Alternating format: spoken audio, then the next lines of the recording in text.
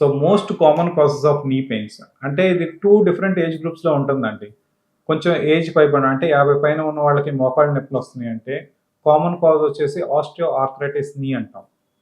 అదే 25-35 age group వాళ్ళకి నీ పెయిన్స్ ఎక్కువొస్తున్నాయంటే ఆ కామన్ కాజ్ వచ్చేసండి కాండ్రోమలేషియా పెటల్లా అంటాం. అంటే మోకాళ్ళ చిప్ప అంటే పెటల్లా అంటాం. నీ క్యాప్ అనమాట. అది లోపల గుజ్జనేది మెత్తబడటం వల్ల వస్తుంది.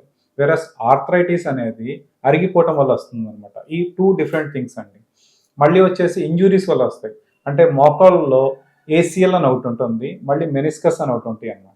ఈ మెనిస్కస్ అంటే బేసిక్‌గా అవి బోన్‌కి మధ్యలో సపోర్ట్ కుషన్స్ లాగుంటాయనమాట. ఇవి డ్యామేజ్ అయినా సరే, ఏసీఎల్ డ్యామేజ్ అయినా సరే పేషెంట్స్‌కి పెయిన్ వచ్చే అవకాశం ఉంటుంది. మరలా వచ్చేసి గౌట్, సూడో గౌట్ అంటారండి.